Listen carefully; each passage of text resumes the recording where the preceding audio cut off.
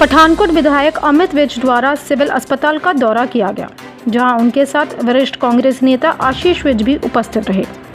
विधायक विज की ओर से समय समय पर कोविड मरीजों का जायजा लिया जा रहा है ताकि उन्हें सरकार की हर सुविधा मुहैया करवाई जा सके। वह साथ ही साथ शहरवासियों को कोविड के मद्देनजर हर हिदायत से अवगत भी करवाया जा सके। इसी के तहत आज विधायक की ओर से एसएमओ डॉक्टर राकेश सरपाल के साथ रिव्यू मीटिंग कर स्थिति का जायजा लिया गया। व साथ ही साथ शहर वासियों को नई हिदायतें संबंधी जानकारी भी दी गई और उनसे अपील भी की गई।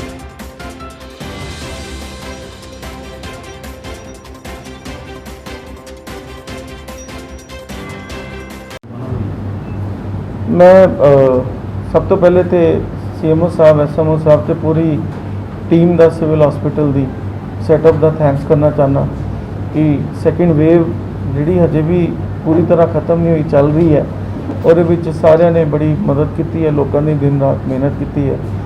तो मैं इन्हां दा थैंक्स करना, पूरी डिस्ट्रिक्ट एडमिनिस्ट्रेशन दा थैंक्स करना, सारे ही NGOs दा, गवर्नमेंट एम्पलॉइज़ दा, चाहे कॉरपोरेशन दे ने, चाहे टीचर्स ने, चाहे पुलिस है, चाहे कोई भी डिपार्टमेंट है जिन्हों ने ਇਹਦੇ ਵਿੱਚ प्राइवेट हॉस्पिटल्स ने, प्राइवेट डॉक्टर्स ने, प्राइवेट नर्सिस ने, स्टाफ है थले तक ਜਿਹੜੇ कोविड पॉजिटिव पेशेंट का ध्यान भी रखते हैं, उन्होंने पूरा बहुत तहे दिल तो थैंक्स करना, क्योंकि इस टाइम ते सारे अगे आके ह्यूमैनिटी की मदद करते हैं तो असी बच पाने हैं। अज का जोड़ा रिव्यू सी असी ते नॉर्मली मैं मिलता रहना फोन पर, असी ऑलमोस्ट डेली टच होने हैं, मगर विच आके रिव्यू करने हैं ताकि एक दूसरे को समझ के एडमिनिस्ट्रेशन वालों गवर्नमेंट वालों होर की मदद हो सके, ताकि साडा जिहड़ा सैटअप है एक नॉर्मल ट्रीटमेंट का प्लस जिहड़ा कोविड है उन्होंने किस तरह असी लोगों को बेस्ट प्रोवाइड कर सकीए। मैं एक डेटा शेयर करना चाहना, नाल लोगों को रिक्वेस्ट करना चाहना कि हजे भी जिहड़े केसिस ने साडी पॉजिटिविटी रेट पिछले 5-6 दिनों तो घटिया तो है 1 जून तो हुण 8 जून तक, मगर जिहड़ा हजे भी पॉजिटिविटी रेट है 2%, 1.5% टू 2% वेरी कर रहे हैं। काम भी चलाने ने, इकोनॉमी बंद भी नहीं कर सकते, तो जिहड़ी गवर्नमेंट की गाइडलाइंस भी आई हैं 5% जिथे पॉजिटिविटी रेट उपर हुंदा है, मैं भी मनना सीएमओ साहब एसएमओ साहब सारा लोग मनते हैं कि जो 5% पॉजिटिविटी रेट तो उपर केसिस जाते हैं तो सानू डेफिनेटली लॉकडाउन लगाना पड़ेगा, एक कंट्रोल्ड लॉकडाउन लगाना पड़ेगा ताकि केसिस वधन ना। उसका एक बेसिक कारण है जी, पिछे तुसी देखा होगा कि जो अज तो साढ़े L2 के केस कल का डेट है वो 78 केसिस ने जोड़े L2 लैवल पर ने, किसी टाइम तो 348, 346, 349 पेशेंट साढ़े L2 से चले जा चुके थे सी, ते अज एक स्टेज से 450 पेशेंट्स भी सी 9 मई तो पहले, मगर जो L2 के इन्ने पेशेंट चले जाते हैं तो डॉक्टर्स की अवेलेबिलिटी उन्नी है, स्टाफ उन्ना है, लोड बढ़ जाता है, जिहदे नाल यह भी जरूर होंदा है कि तुसी एक पेशेंट पर उन्ना ध्यान नहीं दे सकते कि जिन्ना देना चाहिए। यही कारण है कि असी लॉकडाउन लाने ताकि जिहड़ी साडी लोगों को संभालने की कैपेसिटी है उस तो ज़्यादा केसिस ना आन। तो मैं सारे लोगों को यही रिक्वेस्ट कराँगा कि यह ख़त्म नहीं होया जी, यह घट रहा है, बस वो घटिया भी तुहाडी मेहनत करके है, तुहाडे सैक्रीफाइस करके है, तुहाडी सपोर्ट करके है, जिहड़ा तुसी लॉकडाउन से साडी मदद की है उस करके साडे नहीं सारी जगह घटिया है। पर कल असी फिर ऑर्डर डिप्टी कमिश्नर ने इशू किया है पठानकोट ने, और ये 6 बजे तक शॉप्स ओपन की हैं सैटरडे तक, उस तो बाद फिर करफ्यू है। मैं सारे यही रिक्वेस्ट करना चाहना कि जिन्नी देर तक वैक्सीनेशन प्रॉपर नहीं लगती, जो एक्सपैक्टेड है कि सानू लास्ट वीक ऑफ जून तो ओपन हो जाएगी सारिਆਂ तो 21 जून तो बाद, मगर उस तो बाद भी 1.5-2 महीने 4-5 महीने लग जाने ने सारे वैक्सीनेट करते। यह पक्का है जी, जिन्नी देर तक सारे वैक्सीनेट नहीं होंगे उन्नी देर तक सेफ्टी नहीं रहती है जी, क्योंकि कोई भी बंदा कोविड स्प्रैडर हो जाता है। तो असी देखिए कि डबल डोज वालियां बहुत घट कोविड द्वार तो होया मगर होया उन्होंने सिम्पटम नहीं आए। इसका मतलब कि सारे जिन्नी देर तक वैक्सीनेट नहीं होंगे उन्नी देर तक सानू ध्यान रखना पेगा। मैं लोगों को रिक्वेस्ट कराँगा कि साडा काम चलता रहे, साडी इकोनॉमी भी चलती रहे, साडा रेगूलर रूटीन भी चलता रहे। यह मास्क ही किहो जी चीज़ है जी कि जिहड़ी बचा के रखती है, ਜਿੰਨੀ ਦੇਰ ਤੱਕ ਵੈਕਸੀਨੇਸ਼ਨ ਨਾ ਹੋ ਜਾਏ ਤੇ ਗਵਰਨਮੈਂਟ ਆਪੇ ਕਹਿ ਦੇ ਕਿ ਵੈਕਸੀਨੇਸ਼ਨ ਹੁਣ ਹੋ ਗਈ ਹੈ, ਹੁਣ ਮਾਸਕ ਉਤਾਰਨਾ ਸੇਫ ਹੈ, ਜਿਸ ਤਰ੍ਹਾਂ ਕਈ ਕੰਟਰੀਜ਼ 'ਚ ਹੋ ਗਿਆ। ਤੇ ਮੈਂ ਸਾਰਿਆਂ ਨੂੰ ਇਹ ਰਿਕੁਐਸਟ ਕਰਾਂਗਾ, ਪਲੀਜ਼ ਮਾਸਕ ਪਾ ਕੇ ਰੱਖੋ, ਸੋਸ਼ਲ ਡਿਸਟੈਂਸ ਜਿੰਨਾ ਮੇਨਟੇਨ ਕਰੋ, ਤੇ ਜਿਹੜੇ ਹੱਥ ਹੈ ਜੀ ਇਹਨੂੰ ਹੱਥ ਧੋ ਕੇ ਹੀ ਆਪਣੇ ਫੇਸ ਤੇ ਲਗਾਓ। ਤੇ ਜਦੋਂ ਤੁਸੀਂ ਬਾਹਰ ਹੋ, ਕਿਸੇ ਦੇ ਨਾਲ ਬਹਿ ਰਹੇ ਹੋ ਜਾਂ ਕੋਈ ਕੰਮ ਕਰ ਰਹੇ ਹੋ, ਪਲੀਜ਼ ਇਹ ਮਾਸਕ ਨਾ ਉਤਾਰੋ। सर वैक्सीनेशन कैंप काफ़ी ज़्यादा लगाए जा रहे हैं, लेकिन 18+ ਨੂੰ ਵੈਕਸੀਨੇਸ਼ਨ ਨਹੀਂ ਪ੍ਰੋਪਰਲੀ ਹੋ ਪਾ ਰਹੀ। ਮੈਂ ਦੱਸ ਸੈਕਿੰਡ ਡੋਜ਼ ਜਿਹੜੀ ਆ ਉਹਦੇ ਲਈ 28 ਦਿਨ ਤੱਕ 45 ਦਿਨ 90 ਦਿਨ ਤੱਕ ਦੀ ਜੋ ਡਿਊਰੇਸ਼ਨ ਕਰ ਦਿੱਤੀ ਗਈ, ਉਹਦੇ ਨਾਲ ਕਾਫੀ ਜ਼ਿਆਦਾ ਲੋਕਾਂ ਨੂੰ ਪਰੇਸ਼ਾਨੀ ਹੈ। ਹਾਂ, ਉਹਦੇ ਵਿੱਚ ਮੈਂ ਤੁਹਾਨੂੰ ਦੱਸਾਂ, ਸਾਡੇ ਕੋਲ ਜਿਹੜੀ ਸੈਕਿੰਡ ਡੋਜ਼ ਦੀ ਕੋਈ ਕਮੀ ਨਹੀਂ ਹੈ ਜੀ। ਸਾਡੇ ਕੋਲ ਅੱਜ ਵੀ 10,000 ਵਾਇਲਸ ਪਈ ਦੀਆਂ, ਤੇ 10,000 ਵਾਇਲਸ ਬਹੁਤ ਹੁੰਦੀਆਂ। ਉਹ ਜਿਹੜਾ ਵੀ ਆ ਕੇ ਮੈਂ ਇਹ ਜਿਹੜੀ 10,000 ਵਾਇਲਸ ਪਈ ਦੀਆਂ ਉਹ ਇੱਕ 45 ਇਅਰਸ ਐਂਡ ਅਬਵ ਉਹਨਾਂ ਵਾਸਤੇ ਹੈ। ਹਜੇ 21 ਜੂਨ ਤੋਂ ਬਾਅਦ ਸਾਰਿਆਂ ਦਾ ਓਪਨ ਹੋ ਜਾਏਗਾ। 21 ਹੈ 22 ਹੈ ਜਦੋਂ ਸਾਡੇ ਕੋਲ ਆਉਂਦੀ ਹੈ। ਉਸ ਤੋਂ ਇਲਾਵਾ ਜਿਹੜੇ 18 to 45 ਹੈ ਉਹ construction worker, health care worker, ਉਹਨਾਂ ਦੇ ਪਰਿਵਾਰ, ਫਰੰਟ ਲਾਈਨ ਵਰਕਰ ਜਿਨ੍ਹਾਂ ਨੂੰ ਕੋਈ ਕੋਮੋਬਿਡਿਟੀ ਹੈ। ਪਲੱਸ ਹੁਣੇ ਗਵਰਨਮੈਂਟ ਨੇ, ਕਿਉਂਕਿ ਬੱਚਿਆਂ ਨੇ ਕੰਮ ਵੀ ਕਰਨਾ ਹੈ, ਇੰਟਰਨੈਸ਼ਨਲ ਕਾਲਜਿਸ ਓਪਨ ਹੋ ਰਹੇ ਨੇ ਕਿਉਂਕਿ ਉਹਨਾਂ ਦੀ ਮੈਕਸਿਮਮ ਵੈਕਸੀਨੇਸ਼ਨ ਹੋ ਚੁੱਕੀ ਦੀ ਹੈ। ਤੇ ਜਿਹੜੇ ਬੱਚੇ ਜੌਬਸ ਕਰਦੇ ਨੇ ਉਹਨਾਂ ਕੋਲ ਜੌਬ ਲੈਟਰ ਹੈ, ਉਹ ਦਿਖਾ ਕੇ ਆਪਣੇ ਆਪ ਨੂੰ ਵੈਕਸੀਨੇਟ ਕਰਾ ਸਕਦੇ ਨੇ। ਕੋਈ ਫੋਰਨ 'ਚ ਸਟੱਡੀ ਕਰਦਾ ਹੈ, ਵਾਪਸ ਆ ਗਏ ਦੇ ਨੇ, ਵਾਪਸ ਜਾਣਾ ਹੈ, ਉਹ ਕਰਾ ਸਕਦੇ ਨੇ। ਤੇ ਪਲੱਸ ਇੱਕ ਹੋਰ ਗਵਰਨਮੈਂਟ ਨੇ ਅੱਛਾ ਕੰਮ ਕੀਤਾ ਹੈ ਕਿ ਨੋਮੈਡਸ ਹੁੰਦੇ ਨੇ ਹਰ ਸ਼ਹਿਰ ਵਿੱਚ, ਜਿਨ੍ਹਾਂ ਕੋਲ ਕੋਈ ਘਰ ਨਹੀਂ ਹੁੰਦਾ, ਕੋਈ ਆਧਾਰ ਕਾਰਡ ਨਹੀਂ ਹੁੰਦਾ, ਆਪਣਾ ਕੰਮ ਕਰਦੇ ਨੇ। ਤੇ NGOs ਦੇ ਥਰੂ ਉਹਨਾਂ ਨੂੰ, ਜਿਸ ਤਰ੍ਹਾਂ ਕੋਈ ਮੰਦਿਰ ਦੇ ਬਾਹਰ ਬੰਦੇ ਨੇ ਜਾਂ ਕੁਝ ਵੀ ਹੈ, ਉਹਨਾਂ ਨੂੰ ਇਕੱਠਾ ਕਰਕੇ, ਉਹਨਾਂ ਦੀ ਕੋਈ ਏਜ ਨਹੀਂ ਹੈ ਕਿਉਂਕਿ ਉਹ ਵਿਚਾਰੇ ਸਾਰਾ ਦਿਨ ਬਾਹਰ ਹੀ ਰਹਿੰਦੇ ਨੇ, ਇੱਕ ਉਹਨਾਂ ਨੂੰ ਅਸੀਂ ਵੈਕਸੀਨੇਟ ਕਰ ਸਕਦੇ ਹਾਂ। ਤੇ ਇਹਦੀ ਵੈਕਸੀਨੇਸ਼ਨ ਦੀ ਕੋਈ ਪ੍ਰੋਬਲਮ ਨਹੀਂ ਹੈ, ਸੈਕਿੰਡ ਡੋਜ਼ ਦੀ ਵੀ ਨਹੀਂ ਹੈ। ਸੈਂਟਰਸ ਅਸੀਂ ਸਾਰਿਆਂ ਨੂੰ ਦੱਸੇ ਦੇ ਨੇ, ਸੈਂਟਰ 'ਚ ਆ ਕੇ ਆਪਣਾ ਪੁਰਾਣਾ ਸਰਟੀਫਿਕੇਟ ਦਿਖਾ ਕੇ ਫਸਟ ਡੋਜ਼ ਕਿਦੋਂ ਲੱਗੀ ਸੀ ਆਪਣਾ ਵੈਕਸੀਨੇਟ ਕਰਾ ਸਕਦੇ ਨੇ। ਕੋਵਿਡ ਦੀ ਸਰ ਥਰਡ ਵੇਵ ਵੀ ਆਉਣ ਦੇ ਚਾਂਸ, ਹਾਂ, ਉਹਦੀ ਮੈਂ ਕਹਿ ਰਿਹਾ ਜੀ, ਥਰਡ ਵੇਵ ਸਭ ਤੋਂ ਇੰਪੋਰਟੈਂਟ ਹੈ ਜੀ, ਕਿਉਂਕਿ ਇਸ ਵਾਰੀ ਅਸੀਂ ਜੋ ਦੇਖਿਆ, ਦੇਖੋ ਇਹ ਮੈਨੂੰ ਤਾਂ ਲੱਗਦਾ ਨਹੀਂ ਕਿ ਕੋਈ ਡਿਟੇਲਡ ਇਹਦੀ ਵਾਇਰਸ ਦੀ ਸਟੱਡੀ ਹੈ।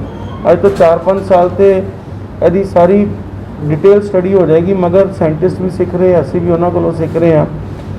ਸੈਕਿੰਡ ਵੇਵ 'ਚ ਕਹਿੰਦੇ ਸੀ ਫਸਟ ਵੇਵ 'ਚ ਤੇ 60 ਤੋਂ ਥੱਲੇ ਕਿਸੇ ਨੂੰ ਇਫੈਕਟ ਨਹੀਂ ਕਰਦਾ, ਮਗਰ ਸੈਕਿੰਡ ਵੇਵ 'ਚ ਸਭ ਤੋਂ ਜ਼ਿਆਦਾ ਇਫੈਕਟ ਹੀ ਥੱਲੇ ਕੀਤਾ। ਤੇ ਸਾਡੀ ਜਿਹੜੀ ਡੈਥਸ ਵੀ ਹੋਈਆਂ, ਈਵਨ 18 ਸਾਲ 19 ਸਾਲ 36 ਸਾਲ 25 ਸਾਲ ਦੇ ਏਜ 'ਚ ਵੀ ਹੋਈਆਂ। ਥਰਡ ਵੇਵ 'ਚ ਕਹਿੰਦੇ ਬੰਦੇ ਨੂੰ ਵਰਸਟ ਸਮਝ ਕੇ ਕੰਮ ਕਰਨਾ ਚਾਹੀਦਾ, ਤੇ ਥਰਡ ਵੇਵ 'ਚ ਅਸੀਂ ਵਰਸਟ ਸਮਝ ਕੇ ਚੱਲ ਰਹੇ ਹਾਂ ਕਿ ਹੋ ਸਕਦਾ ਬੱਚਿਆਂ ਨੂੰ ਹੋ ਜਾਏ, ਕਿਉਂਕਿ ਅਜੇ ਵੈਕਸੀਨੇਸ਼ਨ ਨਹੀਂ ਹੋਈ ਦੀ। ਉਹਦੀ ਸਾਡੀ ਤਿਆਰੀ ਇਹ ਹੈ ਕਿ ਅਸੀਂ ਸਿਵਲ ਹਸਪੀਟਲ ਵਿੱਚ ਹੀ 24 ਰੂਮ ਹੋਰ ਸੈਂਟਰਲਾਈਜ਼ਡ ਆਕਸੀਜਨ ਕਰਤੀ ਹੈ। ਤੇ ਸੈਕੰਡਲੀ ਸਾਡਾ ਬਧਾਨੀ ਜਿਹੜਾ ਹਸਪੀਟਲ ਹੈ 25 ਰੂਮ ਉਹਨਾਂ ਨੂੰ ਵੀ ਅਸੀਂ ਸੈਂਟਰਲਾਈਜ਼ ਕਰਤਾ ਹੈ। ਤੇ ਟੋਟਲ ਜਿਹੜਾ ਗਵਰਨਮੈਂਟ ਦਾ ਸੈਟਅਪ ਹੋਏਗਾ L2 ਕੇਸਿਸ ਦਾ ਹੀ, ਜਿਸ 'ਚੋਂ ਆਕਸੀਜਨ ਸੈਂਟਰਲਾਈਜ਼ਡ ਹੋਏ ਜਾਂ ਕੰਸਨਟ੍ਰੇਟਰ ਨਾਲ ਅਸੀਂ ਦਈਏ, ਉਹ 120 ਦੇ ਕਰੀਬ ਹੋਏਗਾ। ਅਸੀਂ ਆਪਣੇ ਸ਼ਹਿਰ ਵਿੱਚ ਆਕਸੀਜਨ ਦੀ ਪ੍ਰੋਬਲਮ ਨਹੀਂ ਆਉਣ ਦਿੱਤੀ, ਪੂਰੀ ਡਿਸਟ੍ਰਿਕਟ ਪਠਾਨਕੋਟ 'ਚ। ਰਾਦਰ ਅਸੀਂ ਹਿਮਾਚਲ ਨੂੰ ਵੀ ਮਦਦ ਕੀਤੀ, ਆਸ-ਪਾਸ ਡਿਸਟ੍ਰਿਕਟਸ ਨੂੰ ਵੀ ਮਦਦ ਕੀਤੀ। ਸਾਡਾ ਇੱਕ ਫੋਕਲ ਗਰੋਥ ਸੈਂਟਰ 'ਚ ਸਾਡੇ ਟਾਈਮ 'ਚ ਇੱਕ ਪਲਾਂਟ ਲੱਗਿਆ ਸੀ, ਉਹਦੇ ਵਿੱਚੋਂ ਸਾਨੂੰ 800-900 ਸਿਲੰਡਰ ਰੋਜ਼ ਦੇ ਮਿਲੇ, ਔਰ ਕੋਲ ਲਿਕੁਇਡ ਟੈਂਕ ਵੀ ਅਵੇਲੇਬਲ ਹੈ। ਤੇ ਮੈਂ ਥੈਂਕਸ ਕਰਨਾ ਚਾਹੁੰਦਾ CM ਸਾਹਿਬ ਦੀ, ਉਹਨਾਂ ਦੀ ਟੀਮ ਨੂੰ, ਕਿ ਉਹਨਾਂ ਨੇ ਸਾਨੂੰ immediately oxygen, liquid oxygen provide ਕੀਤੀ। ਹੁਣ ਆਕਸੀਜਨ ਇੱਕ ਚੀਜ਼ ਸਮਝ ਆਈ ਹੈ ਬਹੁਤ ਜ਼ਰੂਰੀ ਹੈ, ਤੇ ਅਸੀਂ ਆਕਸੀਜਨ ਪਲਾਂਟ ਲਗਵਾ ਰਹੇ ਹਾਂ ਕਿਉਂਕਿ ਸਾਡੇ ਕੋਲ ਆਲਰੇਡੀ OJS ਹੈ। ਤੇ ਹਿਊਮੈਨਿਟੀ ਇਹੀ ਕਹਿੰਦੀ ਹੈ ਕਿ ਜਿਹਨੂੰ ਪਹਿਲੇ ਚੀਜ਼ ਅਵੇਲੇਬਲ ਨਹੀਂ ਉਹਨੂੰ ਪਹਿਲੇ ਮਿਲਣੀ ਚਾਹੀਦੀ ਹੈ। ਤੇ ਇਸੇ ਕਰਕੇ ਸਾਡਾ ਸੈਕਿੰਡ ਫੇਜ਼ ਵਿੱਚ ਜਲਦੀ ਹੀ ਸਿਵਲ ਹਸਪੀਟਲ 'ਚ ਆਕਸੀਜਨ ਪਲਾਂਟ ਅਪਰੂਵ ਹੋ ਗਿਆ ਦਾ ਉਹ ਲੱਗੇਗਾ।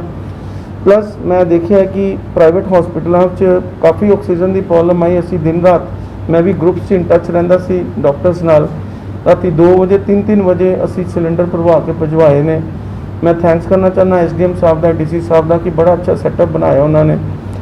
ਮਗਰ ਹੁਣ ਮੈਂ ਅਮਨਦੀਪ ਵਾਲੇ ਨੂੰ ਕਿਹਾ, ਤੇ ਮੈਂ ਉਹਨਾਂ ਦੀ ਮੈਨੇਜਮੈਂਟ ਨੂੰ ਵੀ ਥੈਂਕਸ ਕਰਨਾ ਚਾਹੁੰਦਾ। ਉਹ ਆਪਣੀ ਜਿਹੜੀ 60 ਸਿਲੰਡਰ ਦੀ ਕਪੈਸਿਟੀ ਹੈ, ਉਹਨਾਂ ਨੇ ਮੈਨੂੰ ਆਰਡਰ ਭੇਜਿਆ ਸੀ, ਉਹਨਾਂ ਨੇ ਆਲਰੇਡੀ ਆਰਡਰ ਦੇ ਦਿੱਤਾ, ਤੇ 160 ਸਿਲੰਡਰਸ ਦਾ ਆਕਸੀਜਨ ਪਲਾਂਟ ਲਗਾ ਰਹੇ ਨੇ, ਤਾਂ ਕਿ ਪਰਮਾਤਮਾ ਨਾ ਕਰੇ ਇਹ ਪ੍ਰੋਬਲਮ ਆਏ ਦੁਬਾਰਾ ਤੋਂ, ਤੇ ਉਹ ਆਪਣੇ ਹਸਪੀਟਲ ਦੀ ਰਿਕੁਆਇਰਮੈਂਟ ਇੰਟਰਨਲ ਹੀ ਟੇਕ ਕੇਅਰ ਕਰ ਸਕੀਏ, ਅਸੀਂ ਦੂਜੀ ਜਗ੍ਹਾ ਫੋਕਸ ਕਰ ਸਕਾਂਗੇ। ਇੱਕ ਬਧਾਨੀ ਪਲਾਂਟ ਤੇ ਅਸੀਂ ਐਫਰਟ ਕਰ ਰਹੇ ਹਾਂ ਕਿਉਂਕਿ ਸਾਡੇ ਕੋਲ ਉੱਥੇ ਅਵੇਲੇਬਿਲਟੀ ਹੈ। 25 ਆਲਰੇਡੀ ਅਸੀਂ ਤਿਆਰ ਕਰ ਲਏ ਦੇ ਨੇ ਬੈੱਡਸ ਉੱਥੇ ਸੈਂਟਰਲਾਈਜ਼ਡ ਆਕਸੀਜਨ ਦੇ, ਤੇ 150 ਸਿਲੰਡਰ ਦਾ ਪਲਾਂਟ ਅਸੀਂ ਉੱਥੇ ਵੀ ਲਗਾਉਣ ਦੇ ਪ੍ਰਯਾਸ ਕਰ ਰਹੇ ਹਾਂ, ਤੇ ਅਸੀਂ ਇੱਥੇ ਵੀ ਸਕਸੈਸਫੁਲ ਹੋ ਜਾਵਾਂਗੇ। ਜਿਹੜੀ ਸਭ ਤੋਂ ਇੰਪੋਰਟੈਂਟ ਚੀਜ਼ ਹੈ ਜੋ ਥਰਡ ਵੇਵ 'ਚ ਮੈਂ ਡੀਸੀ ਸਾਹਿਬ ਨਾਲ ਮਿਲ ਕੇ, ਐਡਮਿਨਿਸਟ੍ਰੇਸ਼ਨ ਨਾਲ ਮਿਲ ਕੇ, ਪੂਰੀ ਟੀਮ ਨਾਲ ਅਸੀਂ ਕਰਨਾ ਚਾਹਾਂਗੇ ਕਿ ਇਸ ਵਾਰੀ ਅਸੀਂ ਕੋਵਿਡ ਕੇਅਰ ਸੈਂਟਰ ਬਣਾਵਾਂਗੇ। ਜੇ ਬਾਈ ਚਾਂਸ ਕੋਈ ਪਰਿਵਾਰ ਪੋਜ਼ਿਟਿਵ ਆਉਂਦਾ ਹੈ ਔਰ ਉਹਨਾਂ ਕੋਲ ਜਗ੍ਹਾ ਨਹੀਂ ਹੈ, ਮੈਂ ਰਿਕੁਐਸਟ ਕਰਾਂਗਾ ਡੀਸੀ ਸਾਹਿਬ ਨੂੰ ਤੇ ਸੀਐਮਓ ਸਾਹਿਬ ਨੂੰ ਕਿ ਇੱਕ ਗਾਈਡਲਾਈਨ ਬਣਾਉਣ, ਜਿਸ ਤਰ੍ਹਾਂ ਅਸੀਂ ਪਹਿਲੀ ਵੇਵ 'ਚ ਕੀਤਾ ਸੀ, ਇੱਕ ਟੀਮ ਬਣਾਉਣ, ਉੱਥੇ ਜਾ ਕੇ ਟੀਮ ਵੈਰੀਫਾਈ ਕਰੇ ਕਿ ਇਹ ਘਰ ਛੋਟਾ ਹੈ, ਇਹ ਰੂਮ ਛੋਟੇ ਨੇ ਤੇ ਇੱਥੇ ਲੋਕ ਨਹੀਂ ਰਹਿ ਸਕਦੇ, ਤੇ ਉਹਨਾਂ ਨੂੰ ਬੜੇ ਪਿਆਰ ਨਾਲ, ਇੱਜ਼ਤ ਨਾਲ, ਜੋ ਅਸੀਂ ਪਹਿਲੇ ਧਿਆਨ ਰੱਖਿਆ ਸੀ, ਅਸੀਂ ਉਹਨਾਂ ਨੂੰ ਘਰ ਨਾ ਰੱਖ ਕੇ, ਤਾਂ ਕਿ ਜੇ 2 ਹੈ 6 ਬਚ ਸਕਦੇ ਨੇ, ਫਿਰ ਸਾਰੇ ਪੋਜ਼ਿਟਿਵ ਹੋ ਜਾਂਦੇ ਨੇ, ਫਿਰ ਗਲੀ ਵੀ ਪੋਜ਼ਿਟਿਵ ਹੋਣੀ ਸ਼ੁਰੂ ਹੋ ਜਾਂਦੀ ਹੈ। ਤੇ ਜੇ ਥਰਡ ਵੇਵ ਪਰਮਾਤਮਾ ਨਾ ਕਰੇ ਆਉਂਦੀ ਹੈ, ਤੇ ਅਸੀਂ ਇਹ Covid care centre already PWD ਦਾ ਸਾਡਾ ਸਟੇਡੀਅਮ ਹੈ, ਉੱਥੇ ਚੱਲ ਰਿਹਾ 50 ਬੈੱਡ ਦਾ, ਹਜੇ ਵੀ ਉੱਥੇ ਅਸੀਂ ਪੇਸ਼ੈਂਟ ਲੈ ਕੇ ਜਾ ਰਹੇ ਹਾਂ। ਪਰ ਪਰਮਾਤਮਾ ਨਾ ਕਰੇ ਜੇ ਥਰਡ ਵੇਵ ਆਉਂਦੀ ਹੈ, ਅਸੀਂ ਉਹਦੀ ਵੀ ਤਿਆਰੀ ਕਰ ਰਹੇ ਹਾਂ। ਸਾਡੇ ਕੋਲ 50 ਬੈੱਡ ਸਟੇਡੀਅਮ 'ਚ ਨੇ, ਸਾਡੇ ਕੋਲ ਇੱਕ ਡਾਈਟ ਇੰਸਟੀਚਿਊਟ ਬਣਿਆ, ਜੇ ਵੇਵ ਆਉਂਦੀ ਹੈ ਐਜੂਕੇਸ਼ਨ ਇੰਸਟੀਚਿਊਟ ਤੇ ਚੱਲ ਨਹੀਂ ਪਾਉਣਗੇ, ਉੱਥੇ 100 ਬੈੱਡ ਦਾ ਅਸੀਂ ਆਰਾਮ ਨਾਲ ਕੋਵਿਡ ਕੇਅਰ ਸੈਂਟਰ ਚਲਾ ਸਕਦੇ ਹਾਂ। ਸੈਪਰੇਟ ਰੂਮਸ ਹੈ, ਉਹਦੇ ਬੜੇ ਨਵੀਂ ਬਿਲਡਿੰਗ ਬਣੀ ਹੈ, ਤੇ ਰੂਮਸ ਦਾ ਬੈਨੀਫਿਟ ਹੈ ਕਿ ਕੋਈ ਬੱਚਾ ਆ ਜਾਂਦਾ ਹੈ, ਉਹਦੇ ਮਦਰ ਉਹਨਾਂ ਨਾਲ ਰੁਕਣਾ ਚਾਹੁੰਦੇ ਨੇ, ਤੇ ਫੈਮਿਲੀ ਇੱਕ ਹਾਲ 'ਚ ਇਕੱਠੇ ਨਹੀਂ ਰੁਕ ਸਕਦੀ, ਉਹਨਾਂ ਨੂੰ ਅਸੀਂ ਸੈਪਰੇਟ ਰੂਮ ਐਲੋਕੇਟ ਕਰ ਸਕਦੇ ਹਾਂ। ਪਲੱਸ ਸਾਡੇ ਕੋਲ ਵਾਈਟ ਮੈਡੀਕਲ ਕਾਲਜ ਤੇ ਹੈ ਹੀ ਹੈ, ਉਹ ਜੇ ਥਰਡ ਜ਼ਿਆਦਾ ਲੋਡ ਪਏ ਤੇ 300 ਕੁ ਬੈੱਡ ਅਸੀਂ ਉਹਨਾਂ ਦੇ ਵੀ ਲੈ ਸਕਦੇ ਹਾਂ, ਤੇ ਥਰਡ ਵੇਵ ਦੀ ਅਸੀਂ ਆਲਰੇਡੀ ਤਿਆਰੀ ਕਰ ਰਹੇ ਹਾਂ। ਮੈਂ ਇਸੇ ਕਰਕੇ ਸਾਰਿਆਂ ਨੂੰ ਇੱਕ ਵਾਰੀ ਫਿਰ ਰਿਕੁਐਸਟ ਕਰਨਾ ਕਿ ਜਿੰਨੀ ਦੇਰ ਤੱਕ ਵੈਕਸੀਨੇਸ਼ਨ ਨਹੀਂ ਹੋ ਜਾਂਦੀ ਸਾਰਿਆਂ ਦੀ, ਜਿਹਨੂੰ ਕੁਝ ਸਮੇਂ ਲੱਗੇਗਾ, ਅਸੀਂ ਚੀਜ਼ਾਂ ਵੀ ਓਪਨ ਕਰਤੀ ਹੈ। 2% ਦੀ ਪੋਜ਼ਿਟਿਵਿਟੀ ਦੇ ਅੱਜ ਵੀ ਅਸੀਂ ਖੜੇ ਹਾਂ ਜੀ, ਸਾਡੀ ਜ਼ੀਰੋ ਨਹੀਂ ਹੋਈ ਹੈ ਕੇਸ। 2% ਕਿਦੋਂ 10% ਹੋ ਜਾਏ ਉਹਦਾ ਪਤਾ ਨਹੀਂ ਚੱਲਦਾ, 2% ਕਿਦੋਂ 20% ਹੋ ਜਾਏ, ਫਿਰ ਜੇ 2 ਤੋਂ 5 ਚਲਾ ਗਿਆ, 5% ਕਿਦੋਂ 20% ਹੋ ਜਾਏ ਉਹਦਾ ਪਤਾ ਨਹੀਂ ਚੱਲਦਾ ਜੀ। ਤੇ ਮੈਂ ਸਾਰਿਆਂ ਨੂੰ ਇੱਕੋ ਹੀ ਰਿਕੁਐਸਟ ਕਰਾਂਗਾ, ਕੰਮ ਵੀ ਕਰਨੇ ਹੈ, ਸਾਰੇ ਮਾਸਕ ਪਾ ਕੇ ਰੱਖਣ, ਆਪਣੇ ਹੱਥ ਧੋਂਦੇ ਰਹਿਣ, ਤੇ ਬਾਈ ਚਾਂਸ ਸੈਂਪਲਿੰਗ ਥੋੜੀ ਘਟੀ ਹੈ ਜੀ। ਮੈਂ SMO ਸਾਹਿਬ, CMO ਸਾਹਿਬ, DC ਸਾਹਿਬ ਨੂੰ ਕਿਹਾ, ਲੋਕਾਂ ਨੂੰ ਵੀ ਰਿਕੁਐਸਟ ਕਰਾਂਗਾ, ਅੱਜ ਮੈਂ ਫਿਰ ਸੈਂਪਲ ਦੇ ਕੇ ਆਇਆ ਆਪਣਾ। ਪਲੀਜ਼ ਮੇਰੀ ਰਿਕੁਐਸਟ ਹੈ ਸਾਰਿਆਂ ਨੂੰ ਕਿ ਆਪਣੀ ਸੈਂਪਲਿੰਗ ਨਾ ਛੱਡੋ।